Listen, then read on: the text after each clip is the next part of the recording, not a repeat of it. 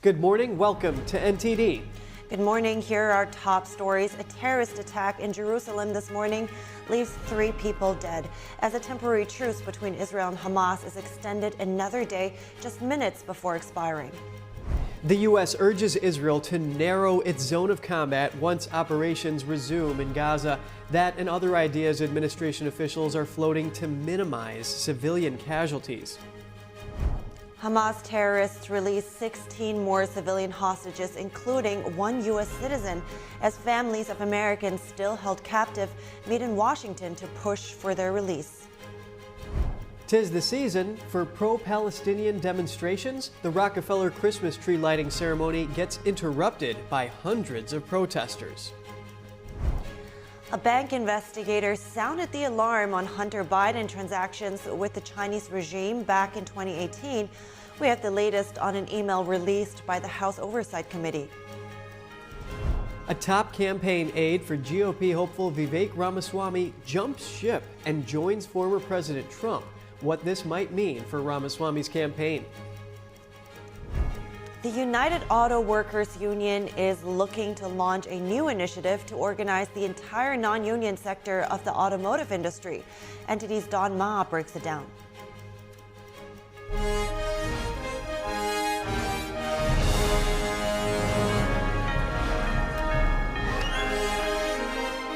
This is NTD Good Morning.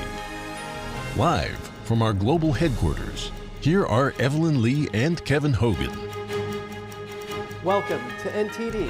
Welcome, everyone. Today is Thursday, November 30th. And of course, we start off by saying that we have our deepest sympathies to those victims and the families of those victims in the terrorist attack in Jerusalem. Yes, and hopefully the claim by Hamas that the 10-month-old hostage and his family in captivity have been killed is false.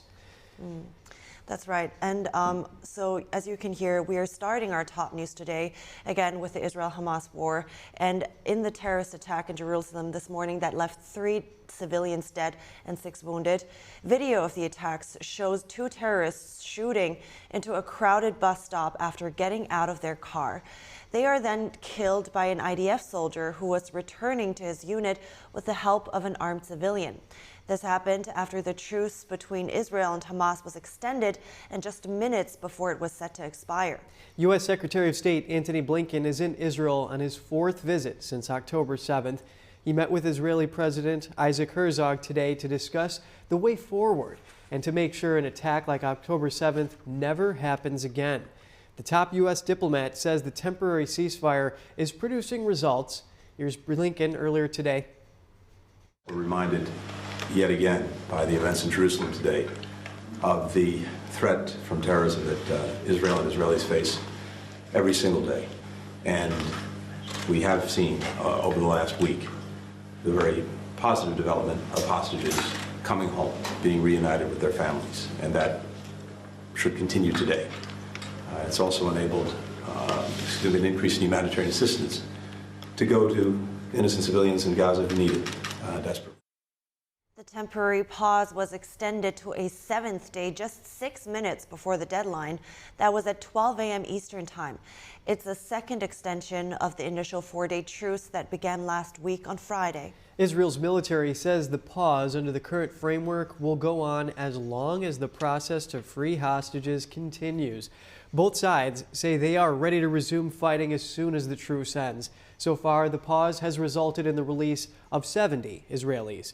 And the IDF says it's assessing a claim about the death of 10-month-old Kfir Bibas. Hamas says an Israeli strike killed the youngest Israeli hostage along with his brother and mother. Hamas provided no evidence to support the claim. The Bibas family released a statement saying they're waiting for information to be confirmed and hopefully refuted by military officials. The U.S. is urging Israel to narrow its zone of combat in its offensive after it paused negotiations end. And to clarify which locations in Gaza are safe for civilians to shelter. One U.S. official says intelligence suggests Hamas leadership fled to southern Gaza, but did not say if it was U.S. or Israeli intelligence. The IDF says many Hamas terrorists fled to the south due to Israel announcing strikes beforehand, and that it's something that needs to be addressed in the future campaign. Administration officials are reportedly asking for more targeted precision strikes. They're floating the idea of moving civilians back north once operations in the south begin. And we're joined live by Lieutenant Colonel Peter Lerner, who is an IDF spokesman. We're going to discuss the claim by Hamas that an Israeli strike killed hostages and the campaign in southern Gaza and hostage negotiations. Lieutenant Colonel Lerner, thank you so much for your time today. Is there any update on whether or not this claim is verified? I think I'm finding it very hard to hear you. I think if you're asking me about the clarification about the claims that Hamas have made about the Bibas babies, unfortunately, I can't confirm this at this time. Of course, we are looking into the claim. We have engaged with the family. We are embracing the family. This family of these beautiful ginger babies, they had absolutely nothing. There was no reason for them to be in Gaza. And Hamas, they took them into Gaza. They are responsible for their well-being. They have to bring them home. Yes, and we've seen all the balloons released in Tel Aviv in order to secure his release as well. So do you think that this is a form of psychological warfare that Hamas is using with this claim? Well, obviously, throughout the last 7 weeks, we've seen Hamas extensively utilizing psychological terrorism in order to cause more harm, more pain to Israelis. Of the last 6 days, and now we're in day 7 of the hostage hostage transfer, we have, and Israeli society have been glued to their televisions in anticipation to see who is being released, in anticipation to see what is their condition. And indeed, every word that comes out of Hamas is part of their psychological terrorism against Israel. Colonel Lerner, what do you make of the timing of this claim by Hamas, given that there haven't been any significant strikes by the IDF recently due to the ceasefire? I don't want to address what Hamas is doing. I can say what we are doing. We are currently in the process of preparing for today for additional hostage handover to Israel. We will, of course, receive them at the border and accompany them to the initial medical assistance that they need to receive, psychological evaluation, and then hand them over to the Israeli health authorities on one hand. And on the other hand, we are preparing for our operational side of the mission of resuming our efforts against Hamas in order to dismantle and destroy them and make sure that they don't have the power of government in order to conduct such brutal, merciless acts of terrorism against us ever again. Yes, and let's turn now to the ground campaign in southern Gaza. Does the IDF have a plan to use greater precision in its strikes there? We are conducting, obviously, after-action reviews from our operations in the north, and we are, I'd say, designing operational plans to reach our goals of destroying and dismantling Hamas. Obviously, I won't go into specifics, but of course, we are taking into consideration the need and necessity to operate within the civilian arena. This is where Hamas chooses the battleground. They have instilled all of their operational capabilities in schools, in mosques, in hospitals, in UN facilities. This is the challenge that we face. Of course, we are in a war against Hamas, not against the people of Gaza. And the United States is, of course, putting pressure on Israel to minimize civilian casualties, given that there are now hundreds of thousands of new arrivals in southern Gaza, people that have fled. So what precautions does the IDF take in order to carry out its operations with that in mind? We're very attentive to the U.S. administration. Of course, we are, and with our other allies as well, we are taking into consideration in our operational planning. But nevertheless, we are determined to dismantle and destroy Hamas. I think every decent human being sees the images of the Bibas babies, these beautiful ginger babies, being snatched into Gaza together with their mother. This is what we are up against, a ruthless enemy that has no regard for human life, Israeli or Palestinian. Our role is to make sure that this never happens again. And the U.S. is urging Israel to narrow its zone of combat in southern Gaza. How will Israeli forces ensure that there are enough refugee areas for civilians?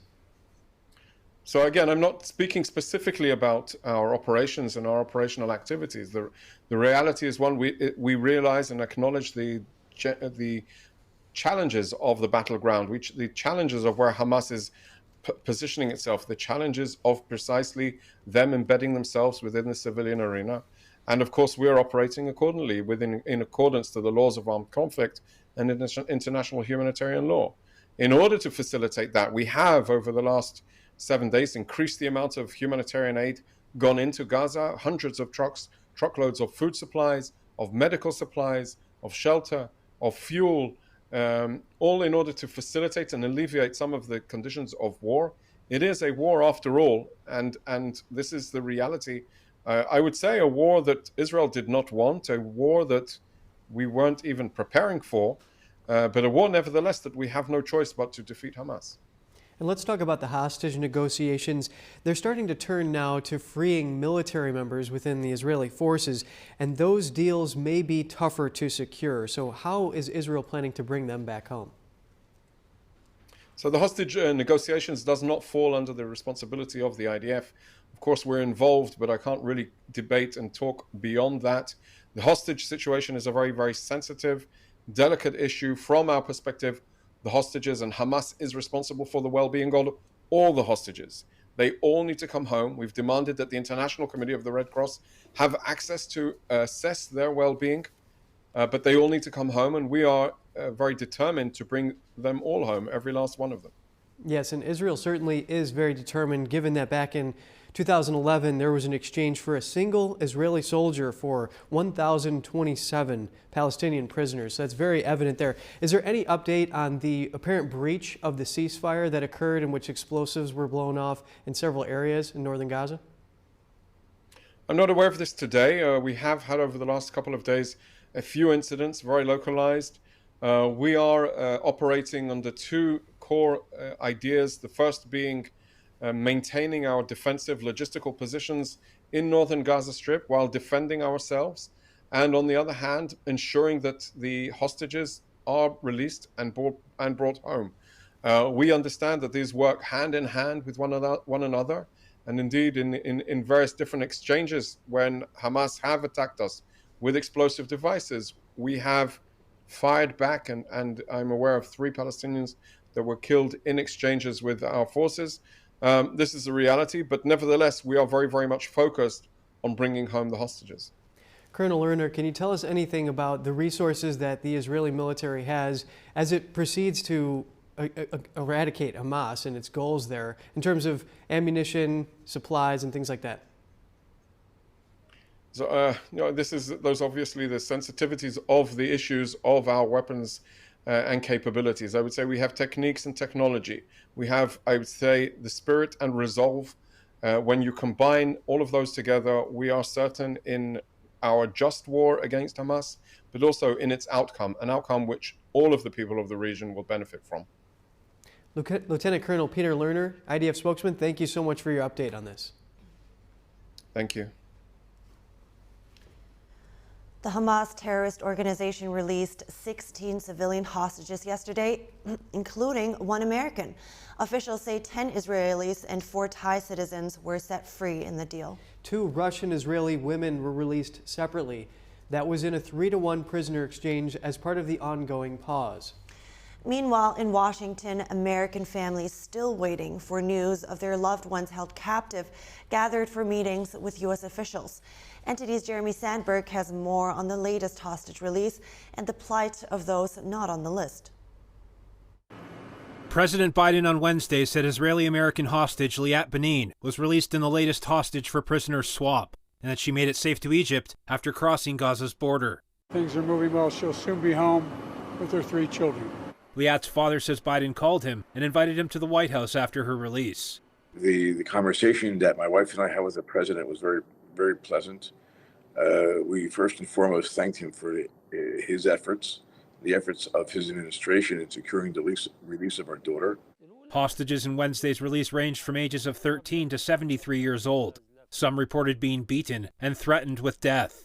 Israeli authorities say 30 Palestinian prisoners were released in the exchange. The number of prisoners was split between women and teenage males. All were arrested after the October 7th terrorist attacks except one.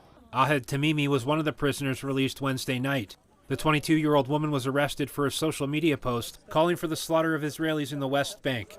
White House officials believe 7 or 8 Americans are still in Hamas captivity. Family members spoke with the House of Representatives Foreign Affairs Committee on Capitol Hill about their plight, describing it as a form of psychological warfare from Hamas, as they're left waiting for any news about their children and relatives or any sign of life.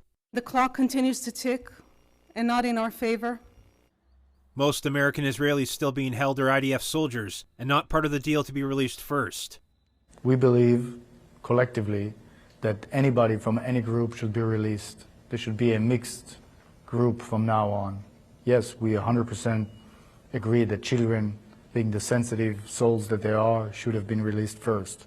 But from now on, there should be a consideration of men and women, old and young, soldiers and civilians. They all should come out.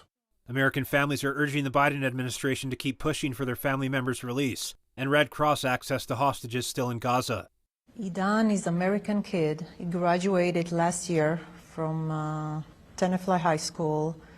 He loves parties. He's got tons of friends. He's a professional swimmer. He's amazing. He doesn't belong there. Like with us, with the family. As simple as that. Yeah. Israel says 200 humanitarian aid trucks were transferred Wednesday from Egypt's Rafah crossing to UN organizations in the Gaza Strip, along with 6 containers of fuel and cooking gas as part of the ongoing pause framework to get hostages out. Jeremy Sandberg, NTD News. The UN is investigating sexual violence by the Hamas terror group in the October 7th attacks on Israel. The agency said Wednesday it will soon launch an appeal for evidence. Evidence will be given to the International Criminal Court. Israel and families of Israeli hostages have criticized the UN for keeping quiet on the matter in the past. Israeli authorities opened their own investigation after evidence of rape and other sexual crimes emerged, including victims found disrobed and mutilated.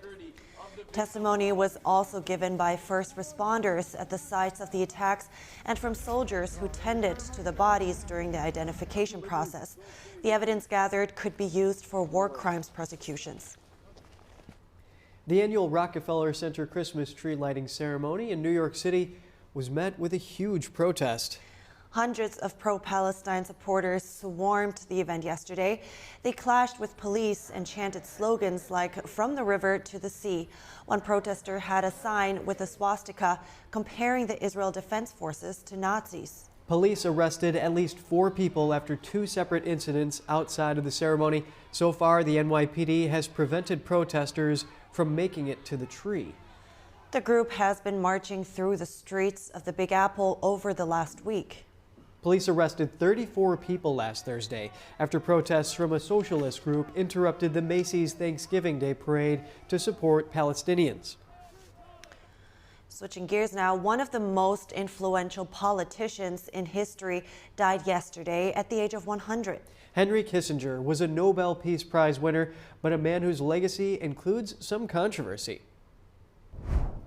And a bank investigator raised red flags about money from the Chinese regime going to Hunter Biden back in 2018. We have the latest from a new document released by the House Oversight Committee. Taking a stand against the Chinese Communist Party, brave Chinese citizens were honored outside the U.S. Capitol. NTD's Melina Weisskopf was there. An activist for democracy in China was assaulted during the APEC summit in San Francisco. The victim now pleading with police to investigate the incident. Get those details when we come back.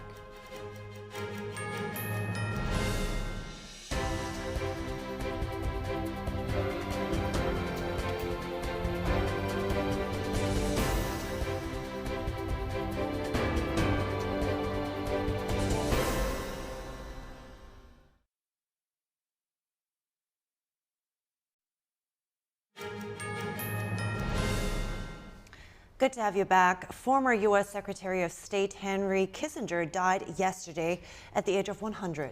His firm released a statement saying he died at his home in Connecticut. Kissinger served as National Security Advisor and Secretary of State under Presidents Richard Nixon and Gerald Ford.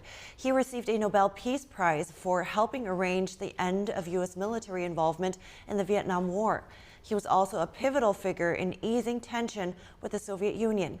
He also played a key role in opening relations between the U.S. and China. However, his legacy isn't without criticism. He was heavily criticized over the bombing of Cambodia during the Vietnam War, as well as supporting a coup against a democratic government in Chile. No cause of death has been released yet. And erratic payments with no services rendered.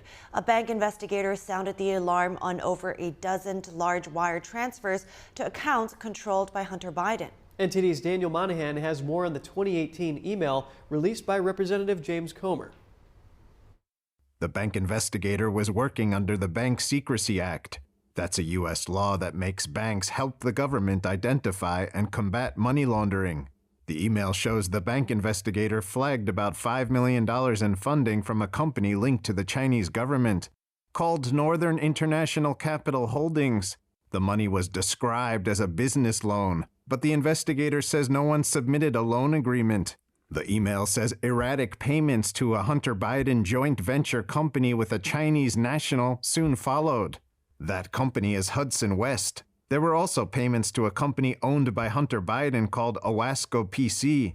The bank investigator wrote that money was being paid out, but there were no investment projects. The investigator said the money primarily funded 16 wires, ranging from around $157,000 to $400,000. That added up to nearly $3 million to a redacted name and to Owasco PC, a law firm in D.C. owned by Hunter Biden. In the email, the bank manager warned about China targeting the children of politicians and purchasing political influence through, quote, sweetheart deals. The investigator specifically mentioned Hunter Biden's $1.5 billion deal with the Chinese state to establish a private equity firm in which they manage the funds over time and make huge fees. The investigator wrote that the management company's purpose is to invest in companies that benefit the Chinese government, adding that the activity on the account appears unusual with no current business purpose and may require reevaluation of the bank's relationship with the customer. That's Hunter Biden activity linked to China, but Republicans also have concerns about the first son related to Ukraine. They said on Wednesday they want to talk to executives at Blue Star Strategies, a lobbying company connected to Hunter Biden. Representatives Jim Jordan and James Comer said they have evidence suggesting the company was involved in the arrangement between Hunter Biden and Burisma, a Ukrainian-based energy company. Burisma hired Blue Star in 2015 at the urging of Hunter Biden when President Biden was vice president. Republicans say emails show that Burisma hired Blue Star to close down any investigations into Burisma's founder and owner. But it's not just Hunter Biden who's in the crosshairs. House Republicans are considering holding a formal vote next month to authorize the impeachment inquiry into President Joe Biden. Make no mistake, financial records, emails, text messages, and witness testimony reveal that the Biden family enterprise is centered on Joe Biden's political career and connections. Joe Biden knew about, participated, and benefited from these schemes. The White House has insisted Biden was not involved in his son's business dealings. No president has ever been forced from the White House through impeachment. Daniel Monahan, NTD News. The Senate Judiciary Committee may soon vote to issue a subpoena for two major conservative players. Senate Judiciary Chairman Dick Durbin said yesterday he plans to hold votes today on subpoenas for the co-chairman of the board of the influential Federalist Society, Leonard Leo, and Republican donor Harlan Crow. The Judiciary Committee investigation revolves around reports of justices' failures to declare luxury gifts and trips on financial disclosures, raising questions about transparency and ethics on the High Court. Republicans say the move is politically motivated. Taking a stand against the Chinese Communist Party, not an easy feat for citizens inside China. Nevertheless, thousands have done so. And yesterday, these voices were reinforced outside the U.S. Capitol. NTD's Melina Weisskopf reports from Capitol Hill. In an event right outside of the U.S. Capitol this evening, a group of Chinese dissidents and human rights activists are trying to remind the world that the Chinese Communist Party's grip on its people may not be as strong as it seems. And that's clear not only from the people who are commemorating the White Paper movement today, but also with the White Paper movement itself. So just to take you back to exactly how this all started, well, around this time last year, there were tens of thousands of Chinese people who took to the streets holding up pieces of blank white paper in protest of China's zero COVID policy, but not only in protest of that policy, also calling for an end to the Chinese Communist Party and the dictatorship. What that would take to risk your life in a regime like that, to speak on behalf of truth and protest tyranny, I think that should give us all who are lucky enough to live in the free world some courage to do whatever we can to protect the freedoms we have. Year after year, more and more Chinese people are standing up to demand their basic human rights. Year after year, the change is happening. Took it upon himself to read off a list of names of people who were actually involved in the White Paper protest movement who are still being detained in China today. I also got a chance to catch up with lawmakers about the commemoration of this White Paper freedom movement, and they said this is something that should be encouraged because it is a beacon of hope. So it's actually a little glimmer of hope that still that China's stronghold on its people is not as strong as they think it is. And encourage them to continue with that for the cause of freedom around the world is to acknowledge their sacrifice and applaud their sacrifice. I think it's important to continue to do that, and this has to happen organically within the country. And this comes at a time when there's a new undiagnosed pneumonia breaking out in China and spreading, causing hospitalizations to spike. Now, this is raising concern among lawmakers here in Washington, D.C. Many of those whom I spoke to said that they're very concerned about the issue of transparency in the data coming out from China, saying that they don't even know how serious this pneumonia is because China recently covered up the COVID-19 pandemic, which caused millions of deaths around the world. Reporting from Capitol Hill, Melina Weisskopf, NTD News. The challenges Chinese activists face are not confined to only China. 3 pro-democracy advocates were attacked by a pro-CCP group after protesting during the APEC summit in San Francisco. One victim is now pleading with law enforcement to investigate the crime and arrest the suspects. NTD's David Zhang reports. Kai-Yu Zhang visited the San Francisco Police Department Wednesday to ask about the case he filed 12 days ago. Zhang was one of the 3 victims violently assaulted by a pro-CCP mob on November 17th near the San Francisco International Airport, where he, along with several other activists, were protesting against the Chinese regime leader Xi.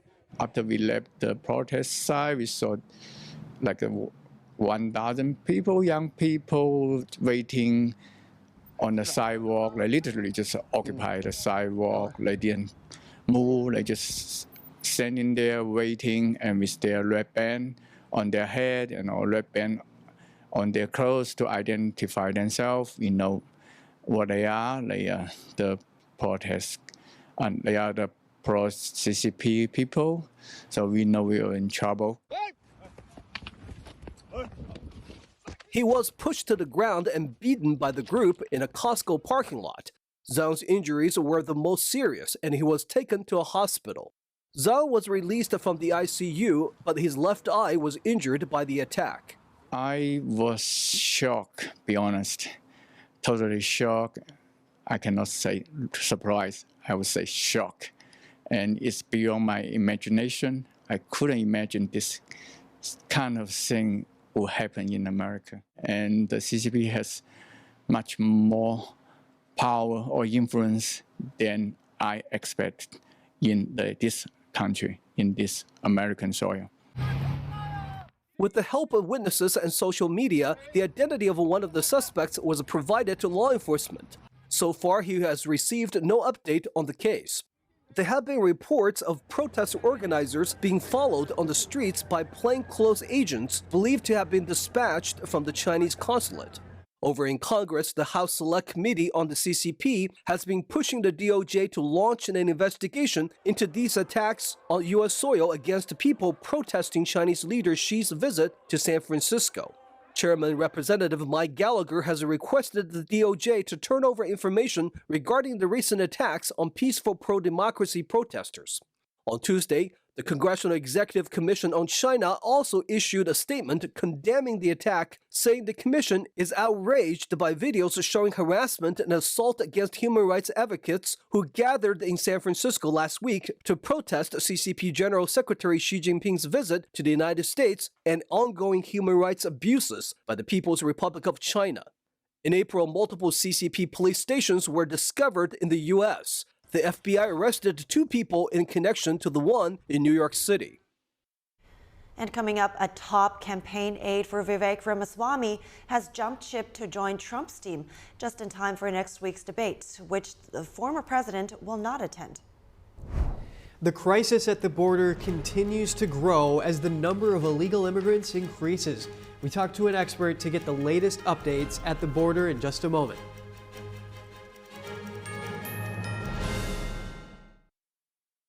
I'm Tiffany Meyer in New York City, and we are NTD News.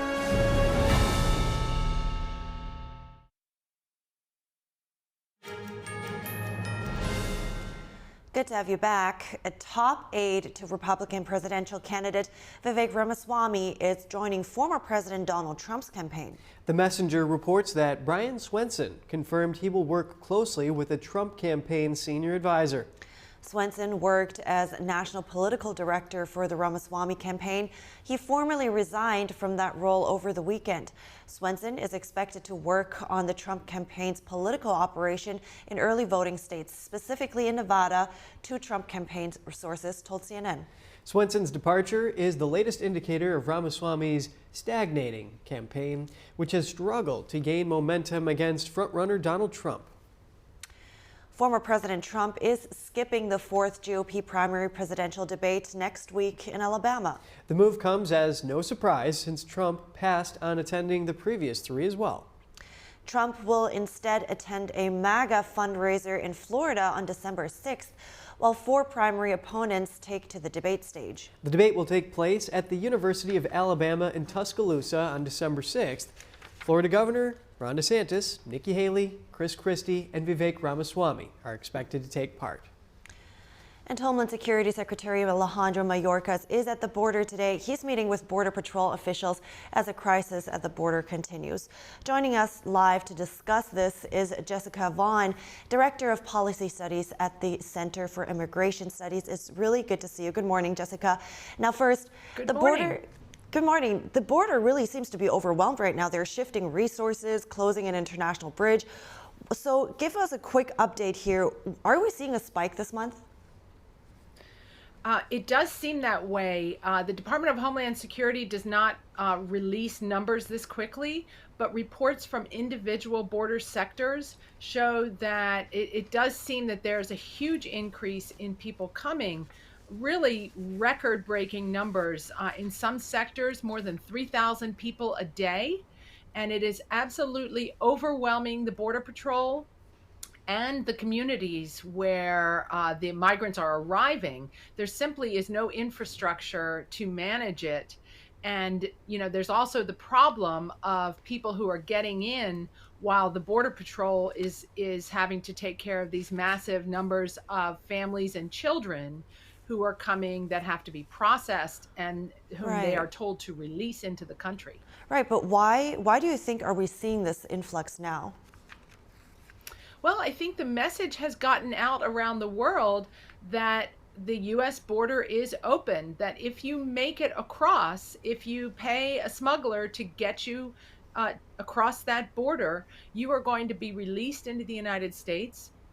They've heard that sanctuary cities in the United States are offering shelter and that they might even be able to apply for a work permit, and that there is going to be no one who tells them to go home for probably years or indefinitely. And so that is attracting people from all over the world to come across this unsecured border, but it's overwhelming the communities where these migrants are arriving. Right, and at the same time, it seems that many have to wait for a long time for shelter. So we're seeing temperatures significantly dropping now. It's really getting cold. So what do you expect will be the solutions by the cities that are currently overwhelmed for the migrants? Well, these cities are overwhelmed. Massachusetts has already said we have no more room. New York, people are waiting days to try to get into the shelters. Same in Chicago. And even Maine is struggling to put up all the migrants who've arrived. But the only solution would be for the Biden administration to change its policies to actually stop allowing people to come into the country. Otherwise, taxpayers simply have to come up with all these services to support the migrants. No one wants to see anyone freeze on the streets of New York, but there is a limit to our capacity to actually accommodate all of these people. And really the solution is to cut off the flow, not to keep letting people in. Right, and on that note, just one last question here. So there is a bipartisan group that is negotiating on the border policy right now. They're talking about when someone should be granted asylum, safe third countries, and parole authority. So what are you hoping to see come out of this? Well, what is necessary is to end this catch and release policy by limiting the president's ability to use parole to let people into the country who don't have a visa, are not qualified, are likely not going to be able to get asylum. And that is the sticking point among this bipartisan group of senators. The Republicans want to stop catch and release. The Democrats want to allow it and almost legalize it. And it remains to be seen what's going to happen. I think that they can get to a solution if the Republicans hold fast and say, look, we're not doing a budget deal. You're not going to get your money for Ukraine or Israel or Taiwan unless you agree to secure our border as a top priority. Right. It seems like definitely that's where they stand right now. So thank you so much, Jessica Vaughn, for those updates and those insights. I appreciate your time this morning.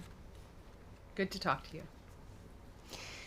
Heading to break, coming up, the UAW is looking to launch a massive new initiative. We sit down with the host of NTD Business to get a closer look at the union's plans. Elon Musk has some choice words for advertisers that recently left his social media platform X. The latest in the controversy surrounding the billionaire. Sam Altman is officially back as the CEO for OpenAI. Hear what he has to say about his return to the company.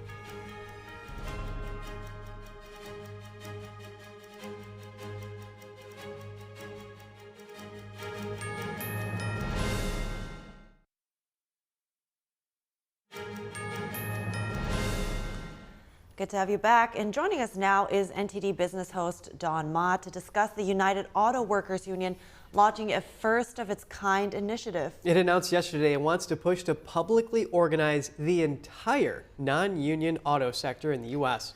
It's a pretty bold statement, and from the UAW, so good to have you, first of all. Don, how are they planning to do that?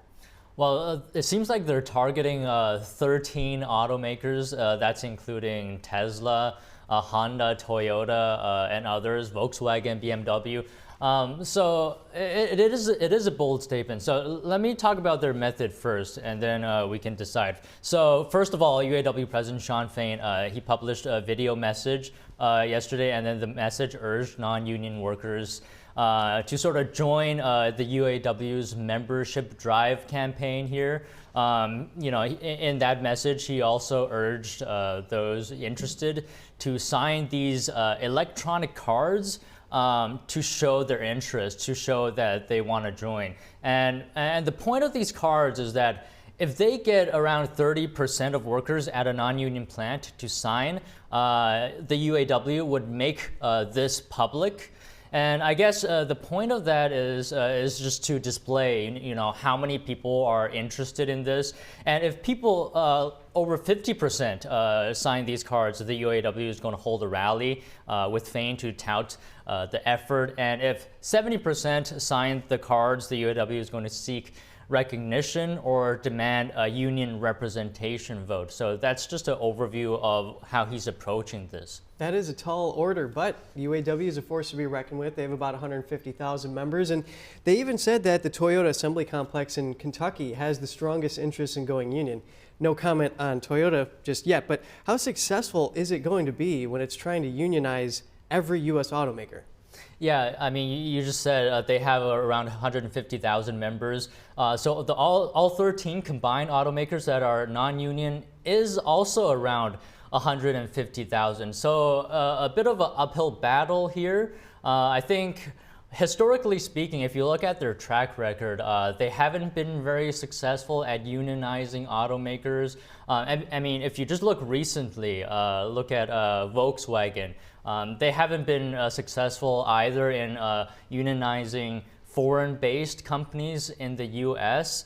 And other automakers as well, like Tesla, Honda. It seems like they're in the camp that they're not very enthusiastic about this. Elon Musk had previously said, CEO of Tesla, of course, that if Tesla were ever unionized, it must have been something that they have failed in doing. And if they failed, I mean, Elon Musk says that they deserve to be unionized. So some pushback here from leaders, but it doesn't mean that Shawn Fain doesn't have support here. President Biden, of course, very pro-union. He has showed support, and he has backed this campaign that the UAW is trying to do previously. And Shawn Fain himself, it seems like, is optimistic as well. I mean, you mentioned Toyota, but what he said is that by the time the contracts end by 2028, so 4 years from now, maybe when they go back to the negotiating table, it's going to be with not just the big three. He says maybe the big five or the big six. So a little bit of optimism there. But if you ask me, are they going to be completely successful at unionizing all 13? My opinion is no, there's no way. But are they going to see some success? Yes, I do think so. Yeah, certainly very big plans also in light of what you just said, the failed attempts in the past. But what else did you bring for us today, Don? Yeah, something that went viral on X is that Elon Musk actually cursed out the advertisers that left his social media platform X during a summit interview yesterday. He even singled out Disney CEO Bob Iger. He's faced a lot of backlash since the incident of his interaction with an alleged anti-Semitic Twitter post. Musk's comments have put pressure on the social media company, but he doesn't seem too worried. He repeatedly said that if the company fails because of advertiser boycott, it will fail because of an advertiser boycott, and that's what everybody on Earth will know. Yeah, he did say it will be the end of the company, and I saw that interview. Really blunt, straightforward, and I was staying on tech. Is Sam Altman back at OpenAI for good? Well, interesting answer. It's that he is officially announced that OpenAI has officially announced that Sam Altman has returned as CEO yesterday.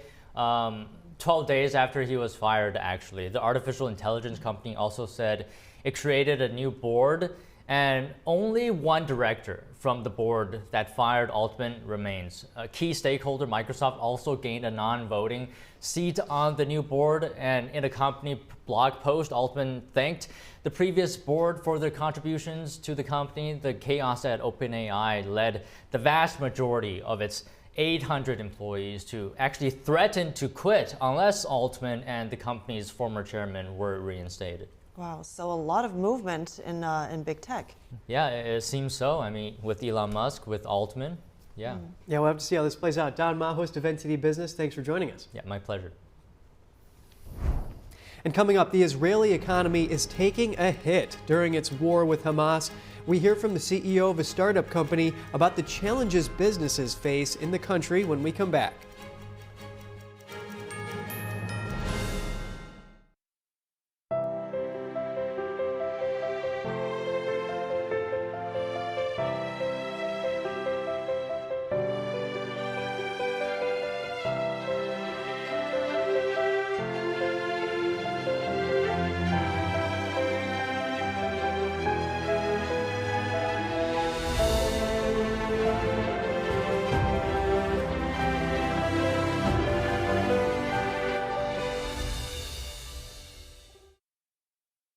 I'm Iris Tao at the White House, and we are NTD.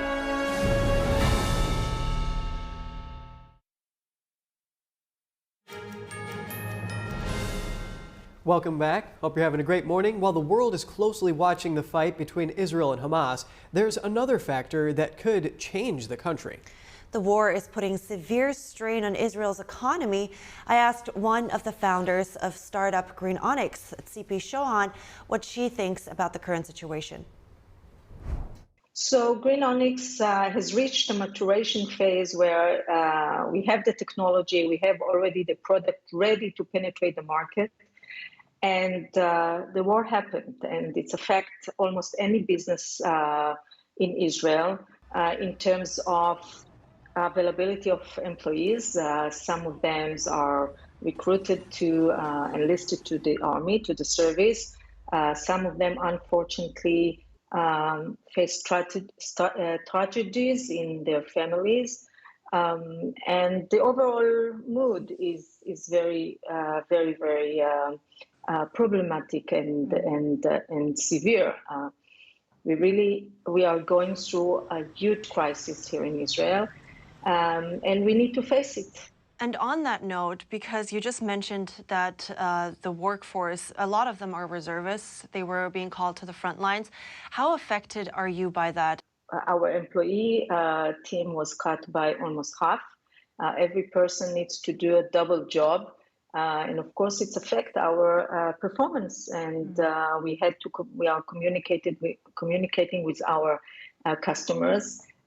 Everybody understands the situation, but it affects dramatically our revenue, our plans.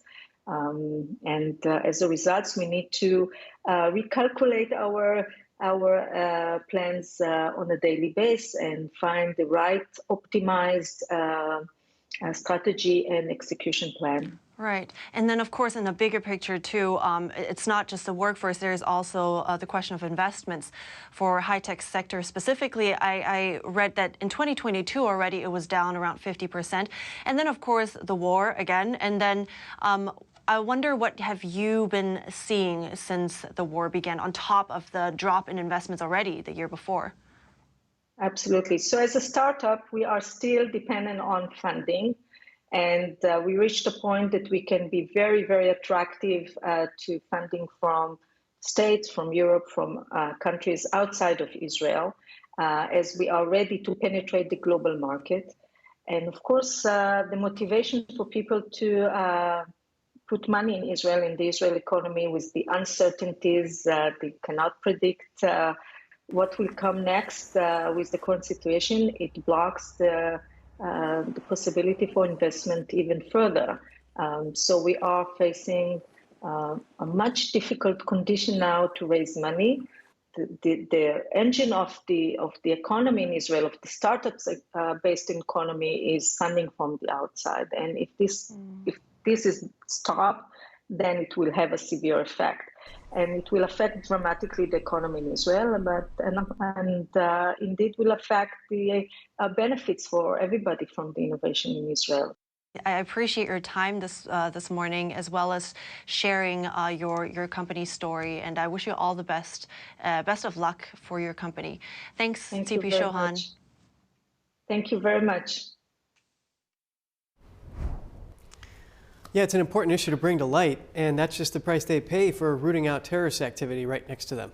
Right. That, apparently, it says that some estimates say that the war will cost Israel $53 billion in the next 2 years. So. Yeah, 3% hit to their GDP by the end of next year. It's big. Right. All right. We're heading to a quick break for 1 minute, and then we'll be right back.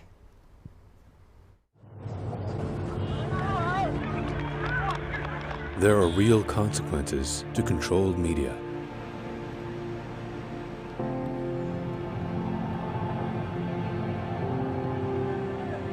And NTD's founders know them firsthand. Our freedom of thought is the price. This is the lesson that guides us in everything we do. So there's the tear gas there. We know the value of a free society. and we take seriously the responsibility to preserve it. We are NTD.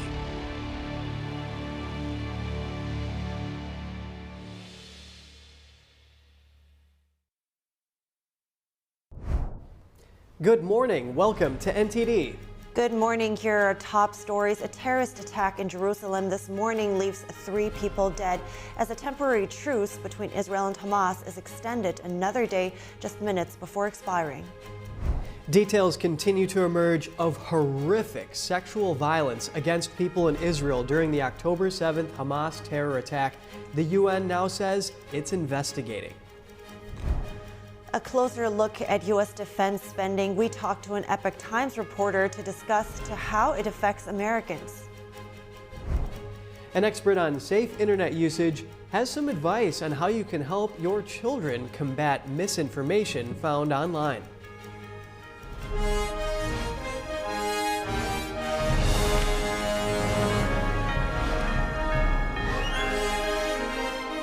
This is NTD Good Morning.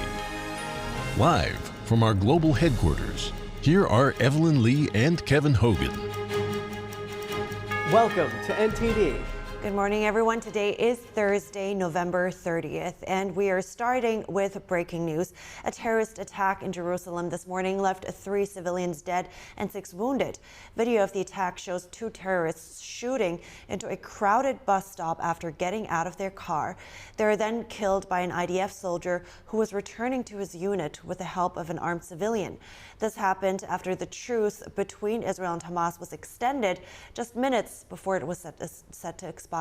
U.S. Secretary of State Antony Blinken is in Israel on his 4th visit since October 7th. He met with Israeli President Isaac Herzog today to discuss the way forward and to make sure an attack like October 7th never happens again. The top U.S. diplomat says the temporary ceasefire is producing results. Here's Blinken earlier today. We're reminded yet again by the events in Jerusalem today of the threat from terrorism that Israel and Israelis face every single day.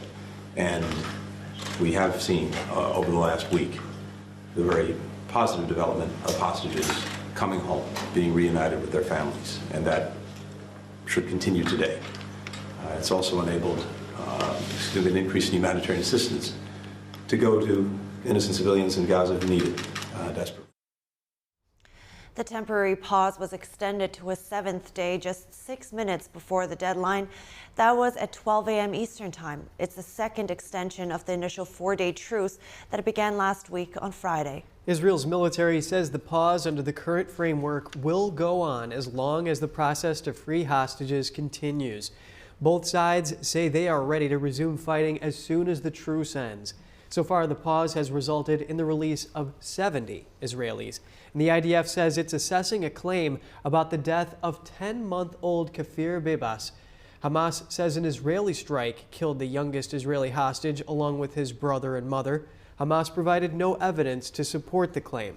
The Bibas family released a statement saying they're waiting for information to be confirmed and hopefully refuted by military officials. The U.S. is urging Israel to narrow its zone of combat in its offensive after pause negotiations end, and to clarify which locations in Gaza are safe for civilians to shelter. One U.S. official says intelligence suggests Hamas leadership fled to southern Gaza, but did not say if it was U.S. or Israeli intelligence. The IDF says many Hamas terrorists fled to the south due to Israel announcing strikes beforehand, and that it's something that needs to be addressed in a future campaign. Administration officials are reportedly asking for more targeted precision strikes. They're floating the idea of moving civilians back north once operations in the south begin. And earlier I spoke to Lieutenant Colonel Peter Lerner, an IDF spokesman. We discussed the latest updates in the Israel-Hamas war, including claims about the death of an infant hostage. Well, obviously, throughout the last 7 weeks, we've seen Hamas extensively utilizing psychological terrorism in order to cause more harm, more pain to Israelis. Of the last 6 days, and now we're in day 7 of the hostage transfer, we have, and Israeli society have been glued to their televisions. in anticipation to see who is being released, in anticipation to see what is their condition. And indeed, every word that comes out of Hamas is part of their psychological terrorism against Israel. Colonel Lerner, what do you make of the timing of this claim by Hamas, given that there haven't been any significant strikes by the IDF recently due to the ceasefire? I don't want to address what Hamas is doing. I can say what we are doing. We are currently in the process of preparing for today for additional hostage handover to Israel. We will, of course, receive them at the border and accompany them to the initial medical assistance that they need to receive, psychological evaluation, and then hand them over to the Israeli health authorities on one hand. And on the other hand, we are preparing for our operational side of the mission of resuming our efforts against Hamas in order to dismantle and destroy them and make sure that they don't have the power of government in order to conduct such brutal, merciless acts of terrorism against us ever again. Yes, and let's turn now to the ground campaign in southern Gaza. Does the IDF have a plan to use greater precision in its strikes there? We are conducting, obviously, after-action reviews from our operations in the north, and we are, I'd say, designing operational plans to reach our goals of destroying and dismantling Hamas. Obviously, I won't go into specifics, but of course, we are taking into consideration the need and necessity to operate within the civilian arena. This is where Hamas chooses the battleground. They have instilled all of their operational capabilities in schools, in mosques, in hospitals, in UN facilities. This is the challenge that we face. Of course, we are in a war against Hamas, not against the people of Gaza. Lieutenant Colonel Peter Lerner, IDF spokesman, thank you so much for your update on this. The UN is investigating sexual violence by the Hamas terror group in the October 7th attacks on Israel. The agency said Wednesday it will soon launch an appeal for evidence. Evidence will be given to the International Criminal Court. Israel and families of Israeli hostages have criticized the UN for keeping quiet on the matter in the past. Israeli authorities opened their own investigation after evidence of rape and other sexual crimes emerged, including victims found disrobed and mutilated. Testimony was also given by first responders at the sites of the attacks and from soldiers who tended to the bodies during the identification process. The evidence gathered could be used for war crimes prosecutions. And a U.S. Navy warship shot down a drone launched from Yemen yesterday. It's the latest in a string of threats from Iranian-backed Houthi rebels. The USS Carney downed the Iranian-made drone that was headed toward it. The drone was launched from a Houthi-controlled area of Yemen. The Carney was escorting a combat supply ship and another U.S. ship carrying military equipment. There were no injuries to U.S. personnel and no damage to the ships. And Senate Democrats seem to be split on whether or not aid to Israel should come with conditions attached. Senators opposed aid without conditions debated yesterday, but stopped short of saying they would vote against a bill without conditions. Those against adding conditions argue the administration is already engaged with Israel on how it conducts military operations. They say international laws already exist to govern the rules of war. Democrats met with IDF officials earlier this week to discuss the topic. Republicans have rejected adding conditions, including Senate Minority Leader Mitch McConnell. Any package that passes in the Senate still has to make it through the GOP-led House, which is likely to reject any conditions on aid. The divide is one of the many hurdles in stalling packages meant to aid Israel, Ukraine, and the southern border. Now we take a close look at U.S. defense spending and how it affects you. We're zooming in on this with Andrew Thornbrook, a reporter for the Epoch Times. Good morning, Andrew. Thanks for joining us.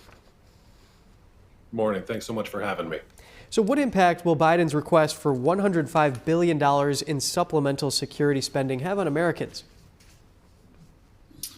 Yeah, so I mean, it's going to be felt, of course. This is always ultimately going to come from the taxpayer, and it's going to go directly, most of it's going to go directly to these defense contractors who will be responsible for building up American supply chains and replenishing our own stockpiles after we give our weapons to our allies. Yes, and there have been some shortages reported as the United States arms Ukraine in the past. And Biden is calling this package a smart investment. But what do you think are really the beneficiaries of such an investment? Yeah, so that's one of the key issues here, is we are increasingly seeing concerns raised from analysts and lawmakers about the potential for war profiteering here, especially as the Biden administration really leans into this domestic and economic justification. So we've seen, like you said, President himself say that this is going to be a smart investment, that it's going to pay dividends to the security sector. We've seen Secretary of Defense Lloyd Austin say that this is going to line the coffers of the defense industry. The coffers is literally what he said. And so there's this real fear now that this is essentially being used to sell a wealth transfer, essentially, from the American taxpayer to these already hyper flush defense contractors, and essentially pay their way to have a job for the next 10 to 15 years as they rebuild our supply chains after we've given all our weapons away. So does the defense lobby incentivize conflict? Absolutely. And that's a key issue here, is that the defense lobby, so there's a number of things to understand about the defense lobby here. First is that our major defense corporations, they employ lobbyists in Congress to a huge degree. There's more than 800 lobbyists. Just for the record, we have less than 500 members of Congress, and there's more than 800 defense lobbyists on the Hill. So this is a major deal. And they also provide millions and millions of dollars to think tanks that largely craft defense policy for Congress. And so there's a really overweighted preference given to the defense industry, its desires, what it thinks is good for its business, which can ultimately lead to the prolonging of conflict unnecessarily, and even sort of mix the United States up in whatever crimes its allies or partners might partake in during their own conflicts. So Andrew, we just have one more minute here for the solution. How does the U.S. secure its security interests abroad without diverting too many resources to the military-industrial complex? Yeah, well, that's the key issue here, right? And generally speaking, you need an informed electorate to elect representatives who understand the need to maintain national security, but not to give in to private corporate interests that will prolong conflict. Unfortunately, what we're seeing now with both parties in Congress is that the Democrats, for one, are willing to fund Ukraine until the very end, no matter what happens, and won't fund Israel. But Republicans are the exact opposite, saying we can't have any guardrails on Israel funding and we should stop funding Ukraine. So what the United States is really faced with now is that we're being led by two dramatically pro-war parties who just happen to favor different wars. And so that's something that the electorate is really going to have to contend with, and it's going to have to come from the voter if we want to see change.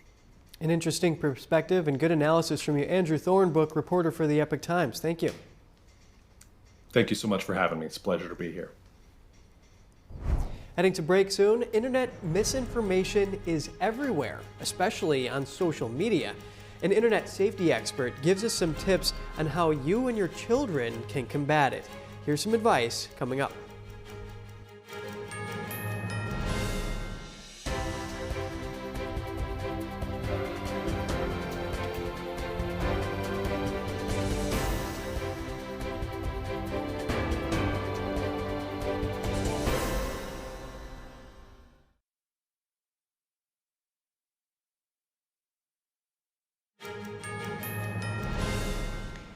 Welcome back. And this just happened just now. Congressman George Santos spoke to the press ahead of his expected expulsion vote. He said that nobody has seen the ethics reports of any other members under investigations and called the expulsion a theater play. Santos added that he will be looking to introduce a new special expulsion measure to target those members. And that he will be filing a slew of complaints today and tomorrow. Moving on, erratic payments with no services rendered. A bank investigator sounded the alarm on over a dozen large wire transfers to accounts controlled by Hunter Biden. NTD's Daniel Monahan has more on the 2018 email released by Representative James Comer. The bank investigator was working under the Bank Secrecy Act. That's a U.S. law that makes banks help the government identify and combat money laundering. The email shows the bank investigator flagged about $5 million in funding from a company linked to the Chinese government. The bank investigator wrote that money was being paid out, but there were no investment projects.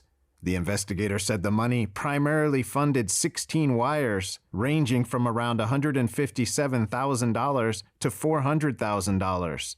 That added up to nearly $3 million to a redacted name and to Owasco PC, a law firm in D.C. owned by Hunter Biden. In the email, the bank manager warned about China targeting the children of politicians and purchasing political influence through, quote, sweetheart deals. The investigator specifically mentioned Hunter Biden's $1.5 billion deal with the Chinese state to establish a private equity firm in which they manage the funds over time and make huge fees. The investigator wrote that the management company's purpose is to invest in companies that benefit the Chinese government, adding that the activity on the account appears unusual with no current business purpose and may require reevaluation of the bank's relationship with the customer. That's Hunter Biden activity linked to China, but Republicans also have concerns about the first son related to Ukraine. They said on Wednesday they want to talk to executives at Blue Star Strategies, a lobbying company connected to Hunter Biden. Representatives Jim Jordan and James Comer said they have evidence suggesting the company was involved in the arrangement between Hunter Biden and Burisma, a Ukrainian-based energy company. Make no mistake. Financial records, emails, text messages, and witness testimony reveal that the Biden family enterprise is centered on Joe Biden's political career and connections. Joe Biden knew about, participated, and benefited from these schemes. The White House has insisted Biden was not involved in his son's business dealings. No president has ever been forced from the White House through impeachment. Daniel Monahan, NTD News. A letter from Osama bin Laden recently went viral on TikTok, especially among younger users. Vice President and General Counsel for NetChoice, Carl Szabo, has some advice for parents and teachers on how to counteract negativity online. NetChoice is an organization working to make the internet safe for free enterprises and free expression. Company Vice President Carl Szabo says the issue Americans face today cannot be blamed solely on the internet. Yeah, I mean, we don't have a technological problem. We have a societal problem. And the real problem here is that the next generation is seeing a letter from Osama bin Laden and seeing some sort of validity in it, thinking that this is a rational statement by a rational person. Szabo says parents and teachers need to do three important things. We need to look, we need to teach, and we need to talk. We need to look at what our kids and teens are doing on social media. We need to see what they're seeing. We need to teach. I'm sorry, but the murderers and monsters of history are monsters, and we need to unequivocally explain that. Whether it's Hitler, whether it's Mao, whether it's Osama bin Laden, or whether it's communism, these are bad things from bad people. And then finally, we need to talk. When these situations arise, we as parents, we as educators, we need to step in and have conversations with our teenagers, with our children, and explain to them what 9/11 was like, what Osama bin Laden did, and what a ruthless murderer he is. So I think that's the way that we address it. Szabo advises viewing current stories on social media as opportunities to talk with the younger generation and teach them the difference between information and disinformation. But that's where we need to go back and ask ourselves, what is the solution?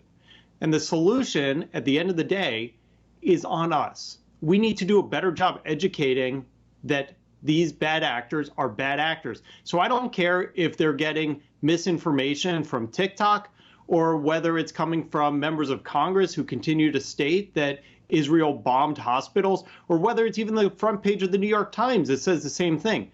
We need to have the conversations, because at the end of the day, bad information is bad information. It will get out there. And what we need to do is explain why it's bad, why it's wrong, and why Osama bin Laden has no place anywhere in our societal discussions. He puts the responsibility squarely on the individual, not the government. Banning technology is not the solution. you see in authoritarian regimes. Instead, we need to take it upon ourselves to do what's right and educate. So that's where it becomes really scary. When government gets involved and starts telling us what we can't say and what we can say, that's where we all need to take a moment and pause and say, you know what? Maybe the answer is not government. Maybe the answer is ourselves. Szabo says the spread of bad information will happen regardless of an information ban. He says the problem is cultural and the solution lies in education. I mean, I think that's true. Whoever wants to spread this information will always find a way. Yeah, and we mentioned informed electorate here. Those are things that can lead to good policy, that can put in place important courses like on the Holocaust and the horrors of communism in public schools that can help students sort through any of these types of information coming from those sources. Yeah, that's right. And at the same time, I think it's smart to keep the responsibility with each individual, right? Instead of wait for a big reform or something like that. And interestingly enough, you know, according to Pew Research, apparently a majority of Americans actually think that social media has a negative effect on how things are playing out in the U.S. Anyway, yeah, there definitely needs to be a filtering process there. All right, we're wrapping up our show right here, but we'll keep you updated with the latest information. So stay tuned for our News Today broadcast at 11 a.m. Eastern Time. Thanks for watching. I'm Evelyn Lee. And I'm Kevin Hogan.